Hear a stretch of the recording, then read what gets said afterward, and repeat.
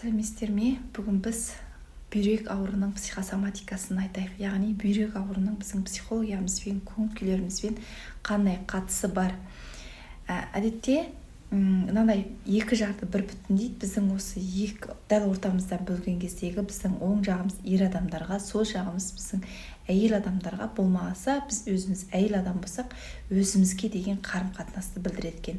Яғни сіздің осы оң жағыңыздағы бірер жеріңіз ауырып, мысалға оң бүйрегіңізде, осы оң жақтарыңыздан мәселе шықса, сіздің бір ер адамдармен болған қарым-қатынастардың дұрыс еместігіне, оларға деген көзқарасыңыздың, қабылдаудың, солардың дұрыс еместігіне, соларға қарсы сіздің ойыңыздың басқаша екені деген сияқты әртүрлі сондай ер адамдармен байланысты болады екен. Ал енді біздің өзіміздің сол жағымыз өзімізбен, яғни сіз өзіңізді қатты кінәлайсыз, сынайсыз, өзіңізді қабылдамайсыз, өзіңізді толыққан сезінбейсіз, яғни сонымен байланысты, және өмірде әйел адамдармен, тіпті анаңыз болуы мүмкін, басқа бір белгілі бір әйел адамдармен болған қарым-қатынасты білдіреді екен.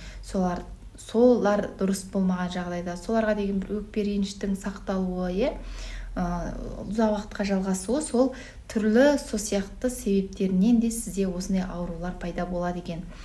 Енді бүйрек ауруын айтайық. Сіздің оң бүйрегіңіз, сол бүйрегіңізді де солай ойласып көрсеңіз болады, тексеріп. Яғни бүйрек ол сізде бір махаббат өмірі өтті деп айтайық, махаббаттасу бір мысалға, содан кейін белгілі себептермен айырылысып кеттіңіздер. Одан кейін сіз екі жаққа кетсеңіз де, сіз оған деген үнемі қимастық сезім бар. Үнемі соны ойлайсыз, қимайсыз, сол бір өткен уақыттарды қайталай бересіз да, үнемі сағыну оған деген сондай алып бастауға келмейді, қайталайды. Сол сияқты сол бір сезімдер адамның бүйрек ауруын келтіріп шығарады екен. Және сіз мысалға бір қызмет орында жұмыс істеп жатсыз, сол жерге шыдап істеу, яғни адамдар қарым-қатынасында да шыдай беру, үнемі ішкі неңізді, жан дүниеңіздегі ойлаған ойыңызды ашып айта алмау, яғни қорқасыз да басқалармен болған қарым-қатынасты бұзып алудан, немесе өзіңізді сол жерде жаман көрсетіп алудан деген сияқты, солай басқаларға шыдап өмір сүре беру, ол және бүйрек ауруына әкеледі екен. Және үнемі артық қамқорлық, яғни бұл бүйрек ауыратын адамдар көп жағдайда өзінен басқаларды жоғары орынға қояды екен, маңызды орынға қояды екен. Сол себепті ол артық қамқорлық және артық махаббат басқаларға, сондай өзінен артық басқаларға сондайды беру. Міне бұл да адамның бүйрек ауруын келтіріп шығарады екен. Үнемі өзін төмен санау, яғни бірдемелерден қораш санау, яғни бір түрлі жетпей тұрған сияқты, үнемі өзін сондай әлсіз сезініп тұратын.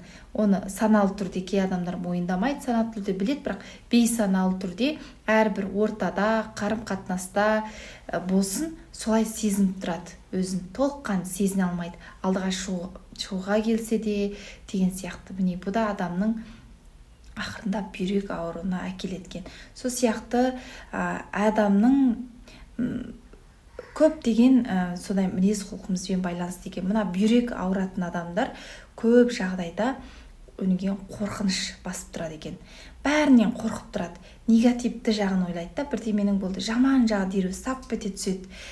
Далаға шығып кетіп бара жатса да, бірдеме болып қалмаса екен деген сияқты. Түн болса қараңғыдан қорқады да, бірдеме келіп қалама, бірдеме бола қалама деп, ертеңгі күннен қорқады. Мысалға, бірдеме болама болса, жер сілкіне ма ертеңгі күндері, бірер апат болып қалама қалай деген сияқты, болмаған нәрсені болдырып, сондай қорқынышпен өмір сүреді екен да. Баласын бір жерге оқуға жіберіп болса да, ол жерде бірдеме болып қалама, ол бірдеме біреулермен төбелесе ма, біреу ұрып кете ма деген сияқты, үнемі сондай қорқынышпен жүретін адамдардың да бүйрек әлсіз болады екен. Ал әлсіз, яғни бүйрегінде не түрлі проблемалар шығады ғой. Ал енді бүйрегінде мәселе бар адамдар бір нәрсеге батылдық ете алмайды екен. Өте жүректілік түрде бір нәрсе істей алмайды екен. Үнемі сондай әлсіз күйінде қалып қояды екен. батыл ер жүрек сондай не болмайды екен, рухы сондай әлсіз жүреді екен.